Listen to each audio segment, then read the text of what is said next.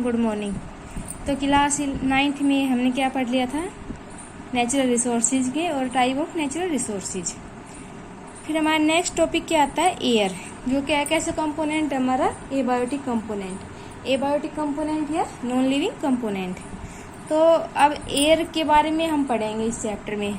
तो सबसे पहले हमने क्या पढ़ा था कि जो हमारी अर्थ है, जो हमारा प्लेनेट है अर्थ, किससे सराउंडेड होता है, गैसियस एनवेलप से। जो गैसियस के एनवेलप से क्या होगा, सराउंड होगा, उसको क्या बोलेंगे हम, एटमॉस्फेयर।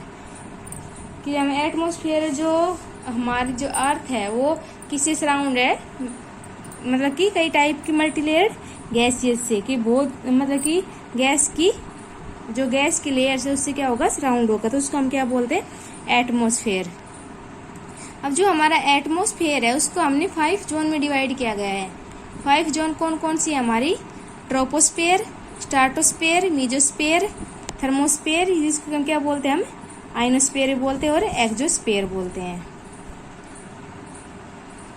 इसमें क्या किया गया है, डिवाइड किया गया है कि सबसे नीचे कौन सा होगा, हमारा ट्रोपोस्फेयर, फिर हमारा स्ट्राटोस्फेयर, फिर मीजोस्फेयर, फिर थर्मोस्फेयर, सबसे ऊपर कौन सा होगा, एक्सोस्फेयर होगा।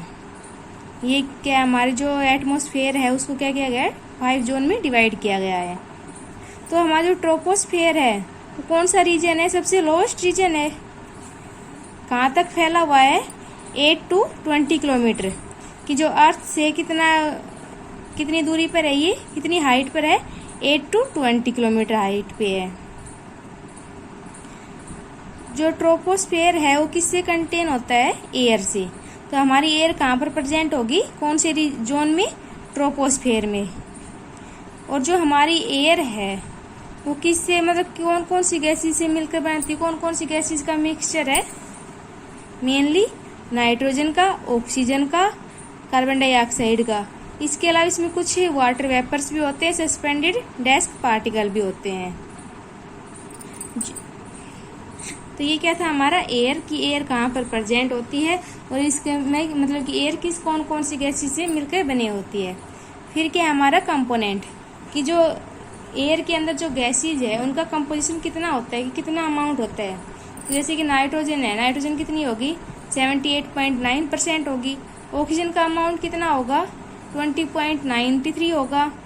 आर्गन कितनी होगी, 0.93% होगी। कार्बन डाइऑक्साइड कितनी होगी, 0.3%।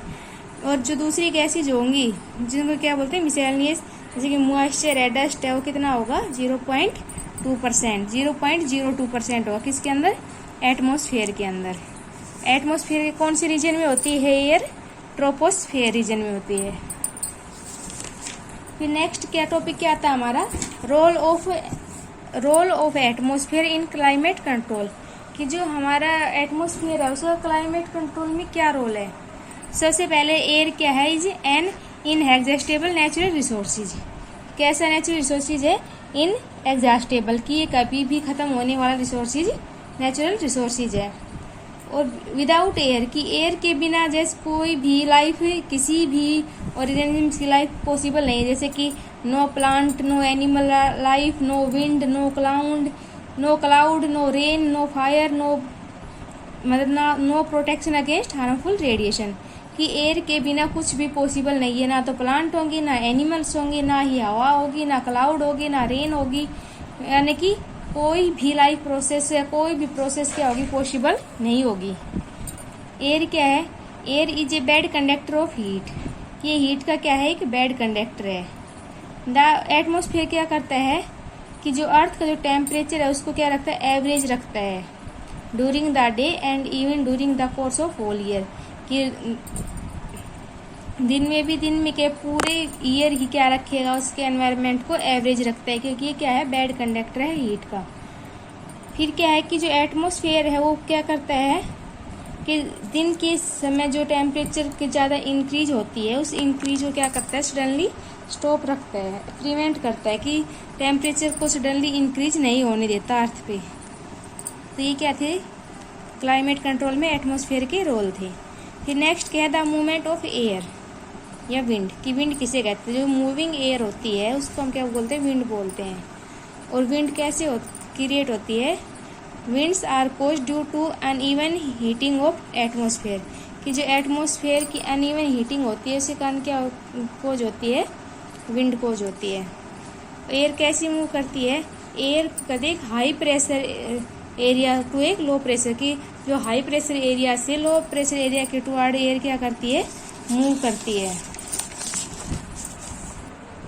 अब है कि जो एयर का मूवमेंट है वो कोस्टल एरिया में कैसा होता है, ड्यूरिंग डे टाइम, दिन के समय क्या होता है, the air above the lands gate heated faster and start rising, कि दिन के टाइम क्या होगा, जो एयर है लैंड से ऊपर वो क्या होती है, फास्टर हीट हो जाती है।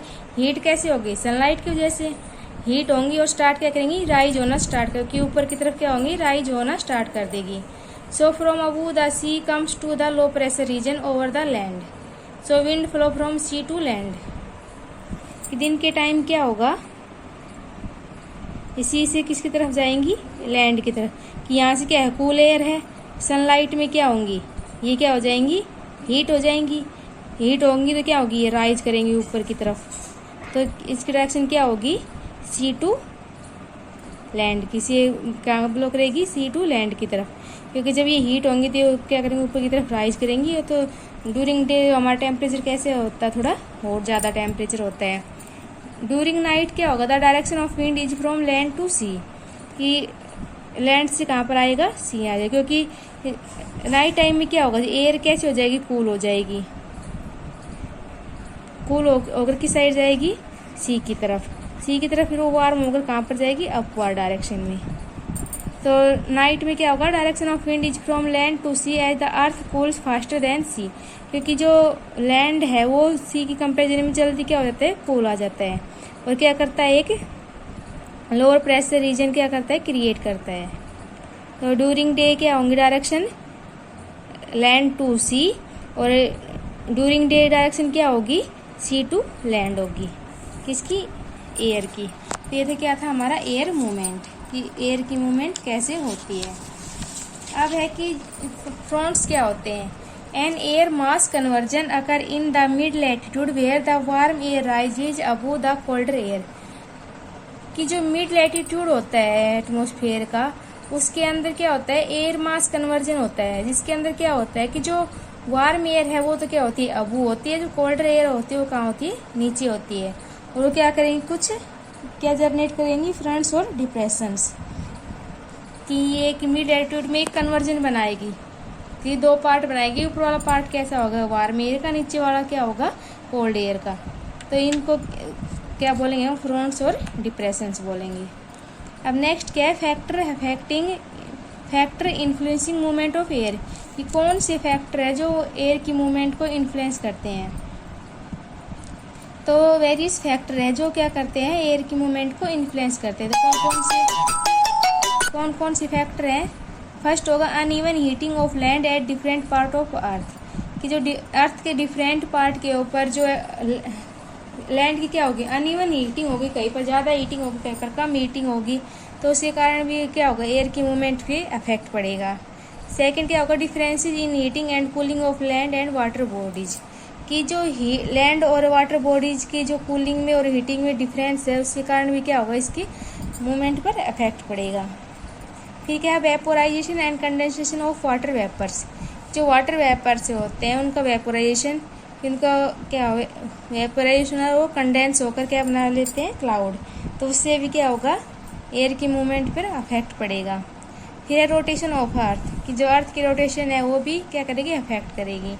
फिर presence of high mountain ranges in path of wind, कि विंड जब मूव करती है तो उनके जो पाथ के अंदर जो हाई माउंटेन रीजन्स है वो भी क्या करेंगे, उसकी मूवमेंट को यानी डायरेक्शन को क्या कर देंगे, चेंज कर देंगे, जिससे उसकी मूवमेंट में क्या आ जाएगा, जैसे कि फास्ट मूविंग है तो क्या हो जाएंगी, स्लो मूविंग विंड हो जाएंगी। फिर है difference in topography over which the wind passes, कि जहाँ से विंड पास हो रही है उसकी जो टोपोग्राफी के अंदर क्या आना, डिफरेंस आना। तो ये कुछ फैक्टर्स है जो हमारी एयर, जो मूविंग एयर है, जो एयर मूव कर रही है, मूवमेंट हो रहा है, उसको क्या करते हैं, इन्फ्लुएंस करते हैं। तो ये हमारा कौन सा टॉपिक था, कि एयर एटमॉस्फेयर में कौन से जोन में प्रेजेंट होती है, उसका कंपोजिशन क्या है, किस किस से मिलकर बनी होती है, उसका क्लाइमेट कंट्रोल में क्या रोल है, फिर आता हमारा कि इसकी मूवमेंट कैसे होती है एयर की, ड्यूरिंग डे टाइम मूवमेंट कैसे होती है, नाइट टाइम मूवमेंट कैसे होती है, फिर कौन कौन से फैक्टर हैं जो हमारे एयर की मूवमेंट को अफेक्ट करते हैं। तो नेक्स्ट टॉपिक हमारा क्या होगा, रेन, हम पढ़ेंगे नेक्स्ट वीडियो में। Thank you.